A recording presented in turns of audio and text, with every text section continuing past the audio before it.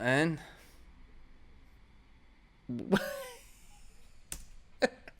what's up, brother? What kind of Turkish getup was this? And now I saw this when I checked the video, and listen to what he says now. Same side. Sorry, I did that wrong last time. No, it's somehow cool. At least he acknowledges it. And like so many, we catch them all. And I get frustrated. Put the kettlebell down. I'm saying this so many times on this channel. This is gonna be a meme. The more I do this, it's gonna be the meme. Triangle, guys. Grüezi dran, Gregory from Lebe here. Fitness Blender, they are OGs when it comes to YouTube workouts. They have been requested in the YouTube comment section for review. If you have anyone that I should react to that is kettlebell related, then let me know in the comments. If this is your first time on our YouTube channel, we're about all things kettlebell. We have been certified by accredited kettlebell institutions, and we work with people in real life to help them discover the power and the potential of kettlebell training. I'm very passionate about the kettlebell, so if I am a little bit critical, it's not about bashing the coach. It's all about giving you an educational perspective on kettlebell training. Don't have kettlebells, don't worry about it. All these exercises you can do with dumbbells with slight modifications. I believe it's a cool thing if you try to get everybody to join when it comes to training, yet I believe the kettlebell offers you a unique perspective on training because of its shape. So if you're doing a workout that has been specifically designed for kettlebells, and then you do them with dumbbells, you won't get the same benefits. We have a warm-up and a cool-down done with this. We're going to be going through 4 different groups of exercises. Each group is going to be completely different. I like the fact that he incorporates a warm-up and a cool-down. What I don't really like is these 4 groups of 4 different exercises. That means 16 different exercises. Stick to a smaller number of exercises and improve on them, because the kettlebell and its exercises is so complex because of its ballistic nature that we need to work continuously and improve our technique in the fire of thousands and thousands of reps. The dumbbell or the weight kettlebell that you want so for here this. we go. Oh, what kind of kettlebell is this, my brother? Man, that's not a kettlebell. Luca Corce, he would say, my brother Luca, he would say, brother, you know what's the problem with this? It's not a kettlebell. Don't buy bells like this, man. Buy the bell-shaped kettlebells. Please, do me a favor. So we're starting with halos. I made a video about halos where I said that I don't like them. The reason why I don't like them is many people are tight in their thoracic spine, in their T-spine, upper body. And if you use weight and you load a mobilizing exercise, then sometimes this does more harm than good. Doesn't mean that it's a bad exercise. I just believe there are better versions or better ideas to mobilize the upper body, because this is a mobility exercise. I don't think it is a strengthening exercise that you would do with a heavy weight. Then he starts with around the world. Yeah, you got to be careful with these. If you drop them, this happened to me once, you gotta have solid flooring. And funny thing about this exercise, when we incorporated this in one of our workouts, the next day I felt it in my forearms. I like the fact that he works for time. This is always a great idea. You don't have to count, you just can keep going. And single arm row, very nice, straight back. There are some exercises when it comes to kettlebells that are very, very easy to do, and I want to advise you to do them when you are a beginner. So the single arm row is probably one of these. Although some people have a problem to keep their back straight, then they have to build some sense of awareness to know what a straight back feels like. So here comes the next exercise, the pop press. Whoop. What?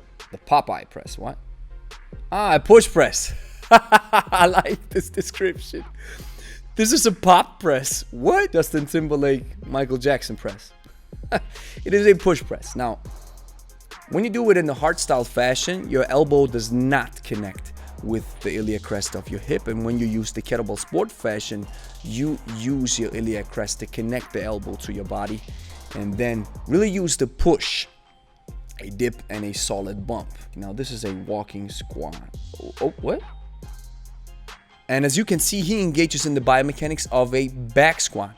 If you have weight in front of you, always make sure you engage in the biomechanics of a front squat so that your upper body stays straight, knees pushed out. You keep the weight close to your body. That's what he does. But if you engage in the wrong biomechanics, maybe you feel it in your lower back more than in your legs. And lifting your leg up, I don't like this. You know, you always have to imagine when you go further in your training and you become stronger and more fitter. And then you use a heavier weight and you're like, okay, I used to do this exercise with a 12 kilo. Now let's try it with a 20 kilo. Yeah, you may do it, but like Dan John says, just because we can do it doesn't mean we should do it. You know, I believe that you can combine certain kettlebell exercises. I do believe that you can. However, in some cases, I don't think it is necessary. In that case, the idea is, yes, to work your obliques or your torso. However, there's one thing that you want to keep in mind. When you work with a kettlebell, a single kettlebell, then there's a lot of counter rotation going on, anti-rotation, because you're working unilaterally. So you don't have to think that I have to incorporate a single exercise for your torso or for your midsection because the kettlebell is built to get that midsection stronger. He does some mistakes in the workout and he just leaves them in. and he's like, oh, I made that wrong, I'm sorry. And which is kind of fun to a certain degree, but I would edit this stuff out. If you really want to make a serious workout, we have done live workouts where a subtle mistake is happening and then you get back to it. But sometimes he makes a crucial mistake where it's like, man, you got to cut that out. But maybe they film it in one session, and then it's like, okay, let's put it up and we're done. You know, when you have weights overhead and you engage in a squat or a lunge or a hinge and you keep the arms straight, then this defines how well your upper body communicates with your lower body. So here we go with the clean and press, right? Yep. All right, so it's more a hand clean and press. He doesn't engage in a backswing. You can do it, but I don't like that kettlebell, man.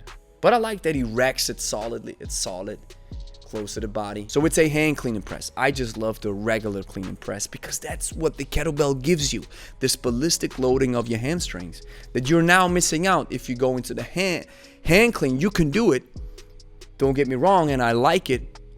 But most of the times when I see some guys do it, it's like they don't understand that the regular clean and press gives you so much bang for your buck. So this, I would like to see that he describes it differently and says this is a hand clean and press. So now snatch. When in the description it looks like a half snatch. Racking the weight is a half snatch. And then putting it down is a power snatch. Why not use the ballistic loading? It's not bad. Don't get me wrong. He's fighting. He's really fighting. Looks a little bit clumsy. You know, that's just my approach to kettlebells. I always love to see when coaches really improved or forged their technique with these thousands of reps. So that's why I think it would be good to use the proper description and say this is a power half snatch. All right, because a proper snatch would be going down into the backswing. My brother is going all in. A single arm swing. And like so many, we catch them all. And I get frustrated. Put the kettlebell down. I'm saying this so many times on this channel. This is going to be a meme. The more I do this, it's going to be the meme. Triangle, guys. Put the bell in front of you so that your feet form the bottom of the triangle and the kettlebell forms the top of the triangle. Imagine when you work with heavy weights, it's going to be impossible to start like this. And double-handed swing. Yeah. It's just too loose. And probably light weights, heavy weights would work completely differently. And that's why when folks look at the way we sometimes do it, oh, he's now engaging in a hand-to-hand swing. Yeah. It's not bad, but oi, be careful, brother. Okay. Oh, yeah. You know, when it comes to the ballistics, as soon as you choose heavier weights will give you different feedback.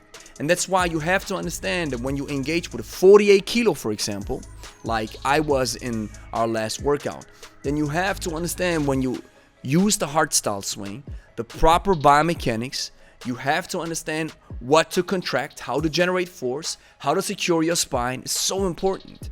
And sometimes when I see these workouts, it looks like, oh, it's so easy and smooth and nice.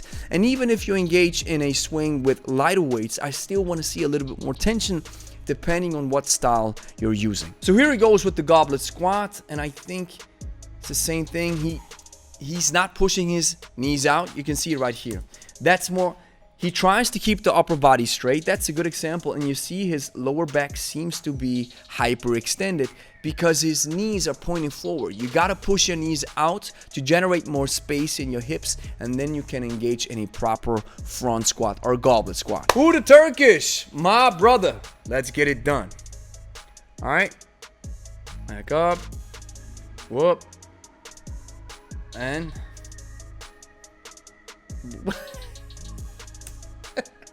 what's up, brother? What kind of Turkish getup was this? And now I saw this when I checked the video, and listen to what he says now. Same side. Sorry, I did that wrong last time. No, it's somehow cool. At least he acknowledges it. If it's not live, I believe you can edit it out. And let's see how he engages it the proper way. Yeah, he does the same. A lot of things are missing. A lot of things. Yeah, I know. Maybe some of you out there be like, no, you're so critical. But I just love kettlebells. And I know how I did it. And the way he switches it. Be careful. Be careful, brother. What are you doing? Don't place a heavy kettlebell on your chest and then switch the grip. Never do this.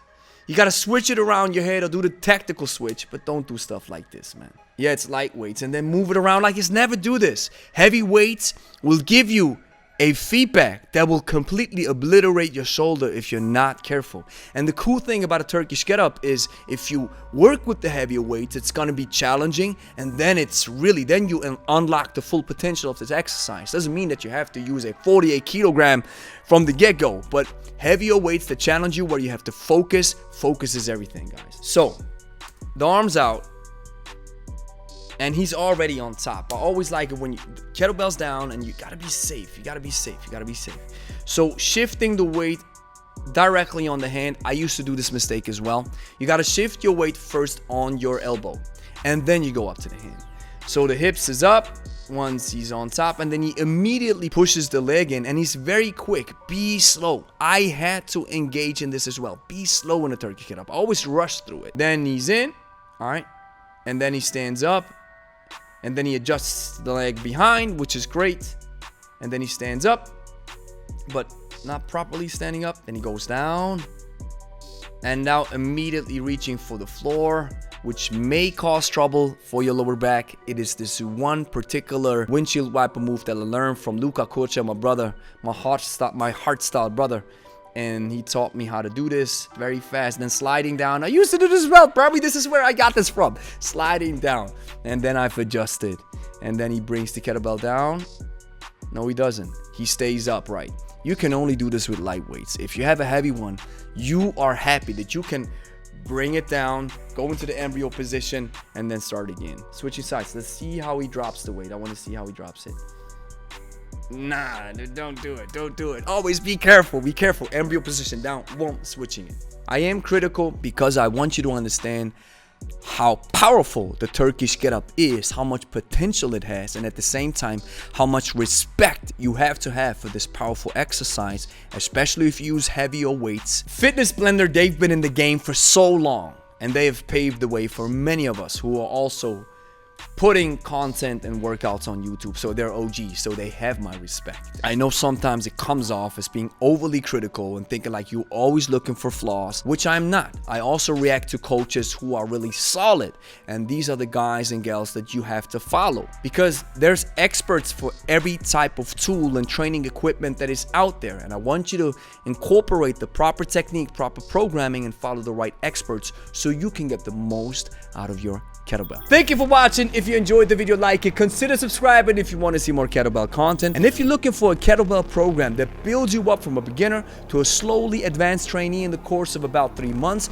and you maybe want to combine it with some easy to follow nutrition coaching because maybe you want to lose weight or you want to get in shape, then check out 90 Days of Kettlebells. You'll find the link in the description. 14-day free trial included.